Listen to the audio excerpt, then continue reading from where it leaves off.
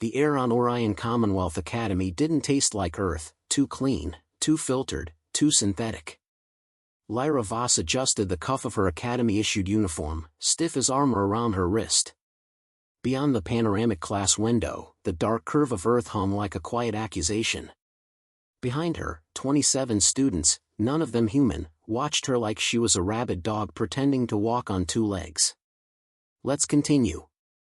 Professor Illerix's voice clicked like steel tapping glass. He was Andalothy, six-eyed, spine like a folding chair, face unreadable. Today's debate topic: cultural aggression or instinctual response. Who defines the difference? Lyra knew what this was. Not a debate. A setup. She rose from her seat. "My planet," she began, "is called a Deathworld because we survived predators, terrain, and time.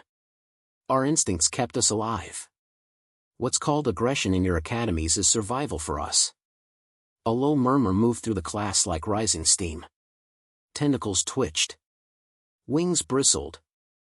A Kronari student leaned to his neighbor and whispered something Lyra didn't catch, but the laughter reached her. And then came the voice she'd been expecting. "Oh please." Drake's Maltor stood, slow and theatrical. His navy robe gleamed with the embroidered crest of the Jern Dominion. "You act like dragging yourselves out of mud and eating each other is something to celebrate." "Species progress at different speeds," Lyra replied, keeping her tone level. "Progress?" Drake's face twisted. "You broke 3 students' arms in the training simulators last week. They attacked first. Because you looked like you might." The room laughed again. Illerix didn't stop them. Drake strode forward, his massive frame casting a shadow across her desk. His voice dropped just enough for the cameras to miss it. "You don't belong here, Deathworlder. This place is for civilization. Not, whatever you are." Lyra didn't move. "Say it louder. Let's all hear how brave you are when you think no one's watching." That did it. Drake slapped her. The sound cracked like thunder against the classroom walls. A collective gasp pulled the oxygen from the room. For 1 second, Lyra didn't react. 2 seconds, her breath slowed, a heartbeat stretched. 3 seconds. Then she moved. Her right foot shifted, pivoted. Left shoulder dropped, right hand shot forward. Open palm. Precise. Controlled. She didn't punch. She struck, blow to the base of the jaw, the spot where nerve clusters met soft bone.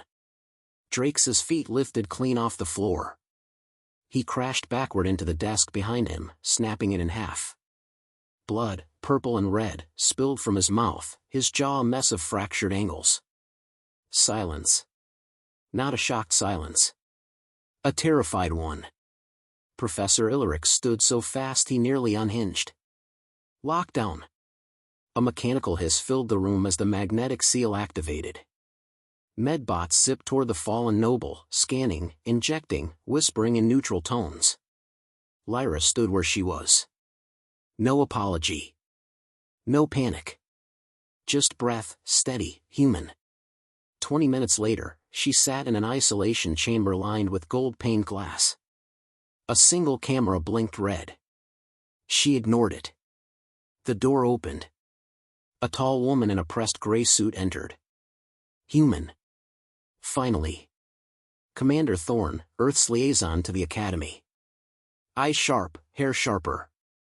"What did I tell you about restraint, Voss?" "I gave him 3 seconds. He's a noble heir, Lyra.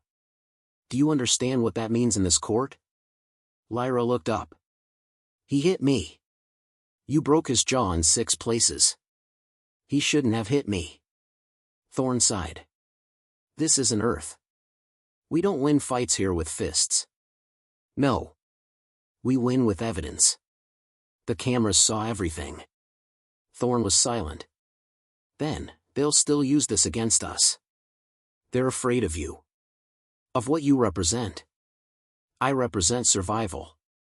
Thorne leaned in. "You represent Earth. Which means you represent peace. Whether you like it or not." Lyra said nothing. Because what she wanted to say wasn't allowed in rooms with cameras. Meanwhile, in the Academy's infirmary, Drake's Maltor lay unconscious.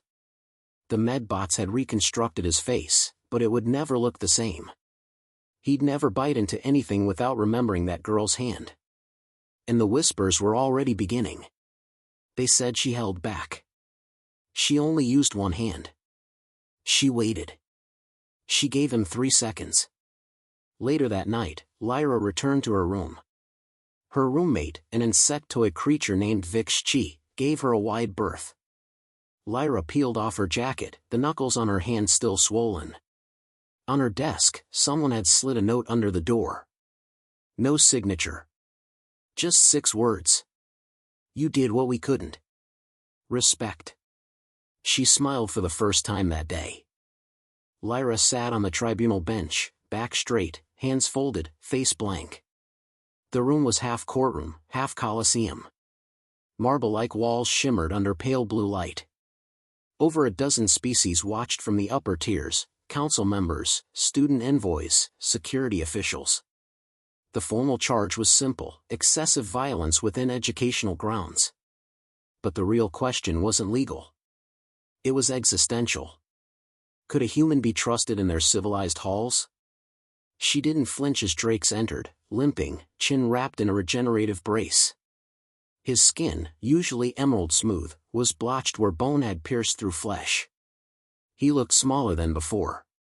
Still, the hatred in his eyes hadn't shrunk. From the shadows, Commander Thorne nodded once.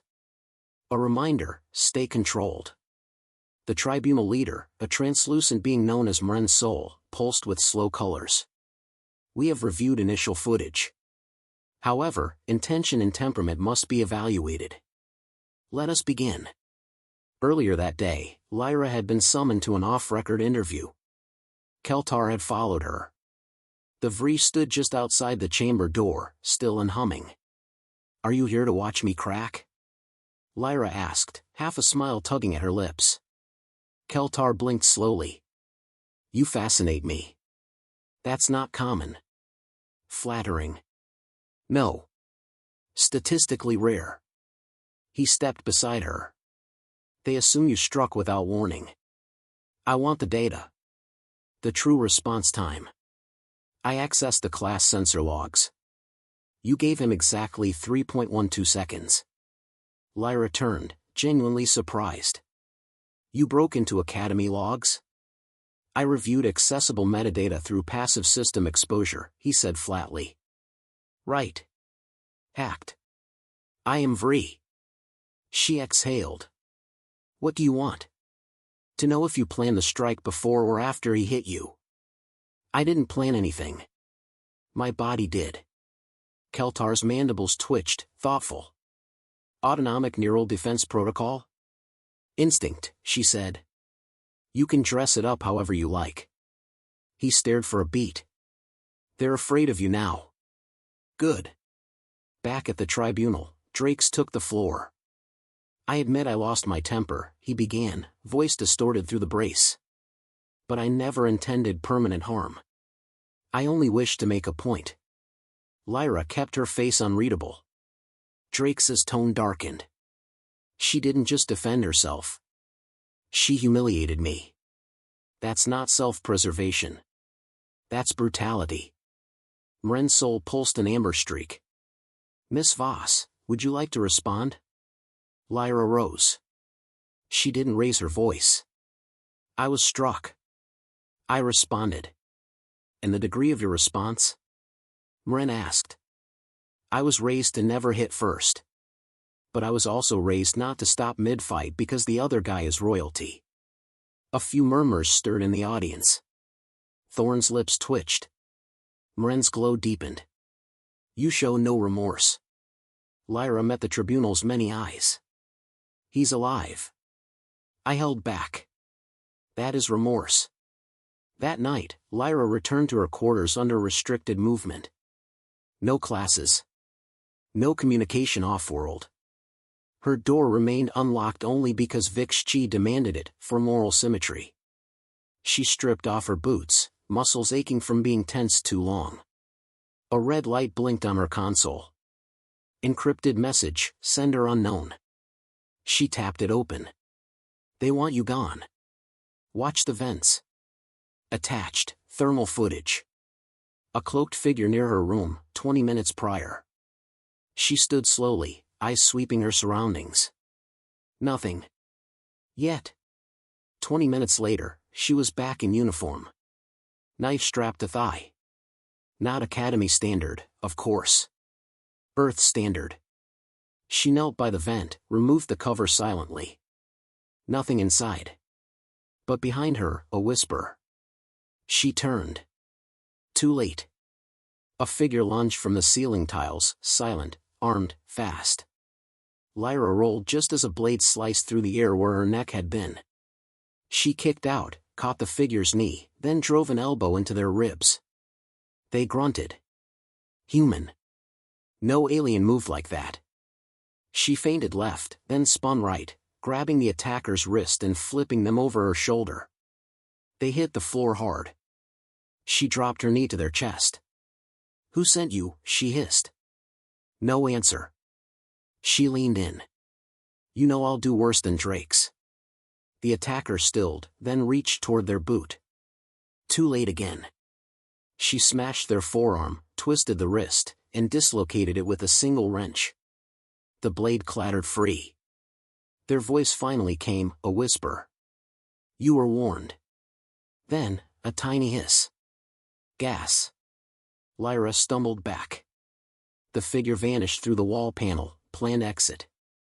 She coughed, grabbed the edge of the bed, opened the emergency filter capsule, and inhaled deeply. The gas cleared. The rage stayed. The next morning, Lyra entered the tribunal chamber again. This time, uninvited. She placed a scorched boot knife on the floor. Someone tried to kill me last night, she said plainly.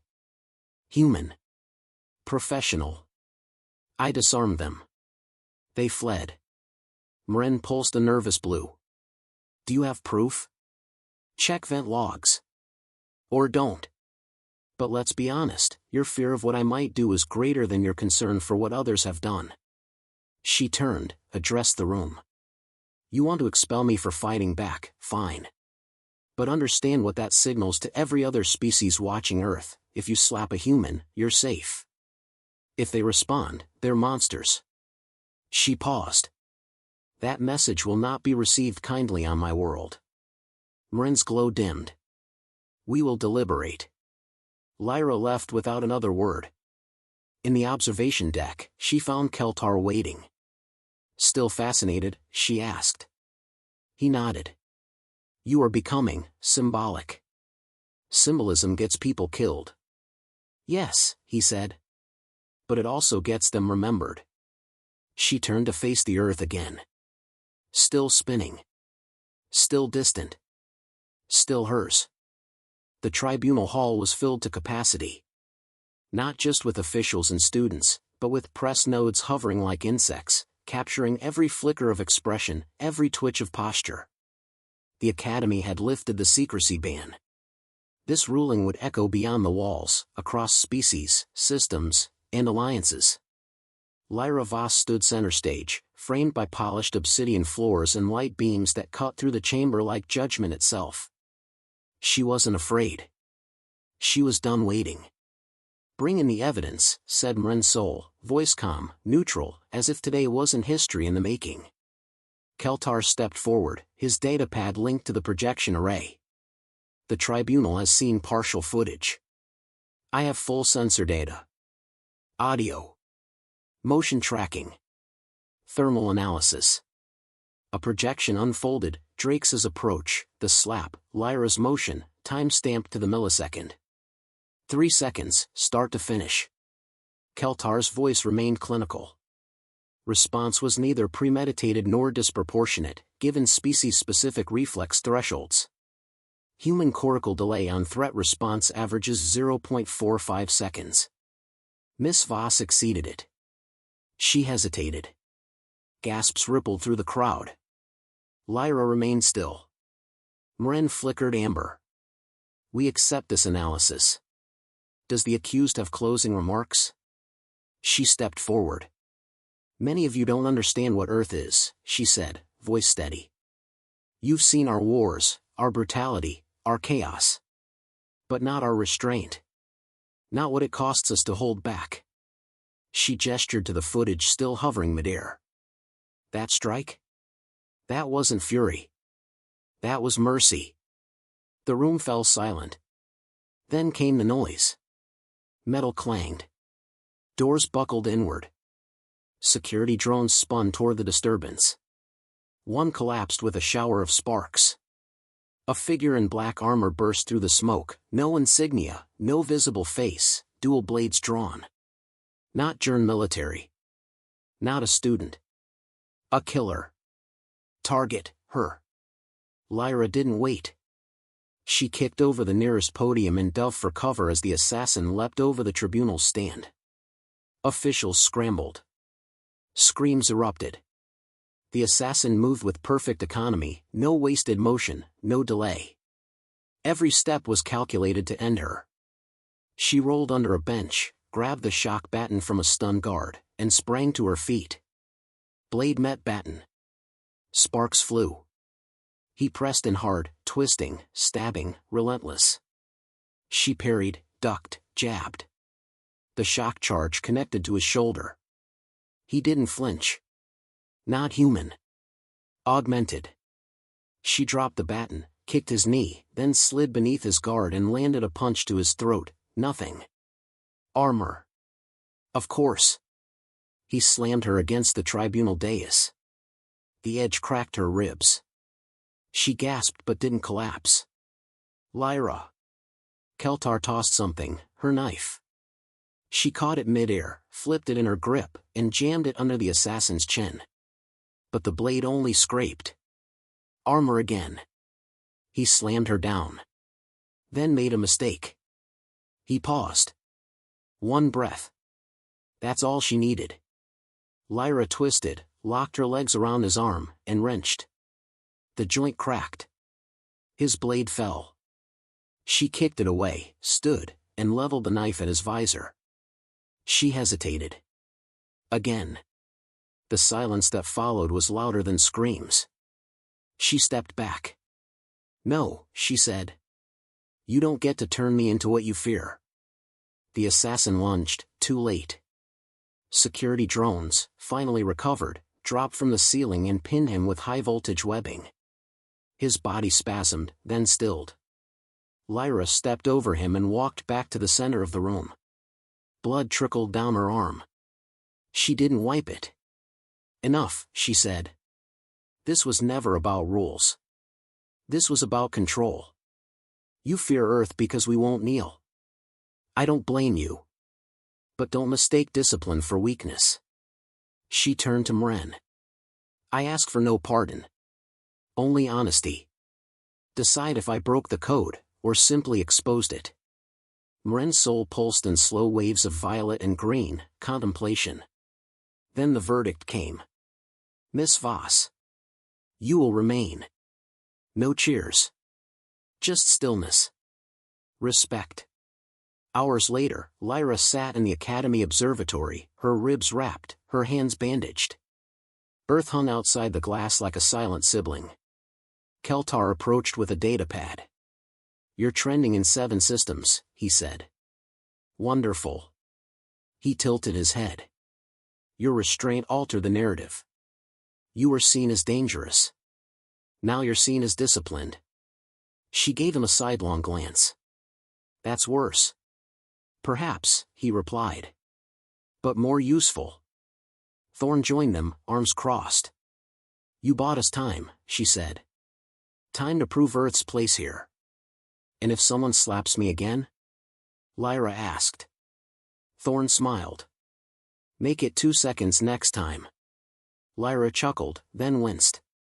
Keltar tilted his head again. Your pain threshold is abnormally high. It's not pain, she said. It's the price of being watched. She stood, stared out the window. Earth glowed below. Violent, stubborn, beautiful. I didn't come here to be a weapon, she said. But I'll be one if I have to. Thorn nodded. let's hope they learn faster than Drake's did. Behind them, the tribunal chamber remained dark. But the message had already been delivered. You don't hit a Deathworld girl twice.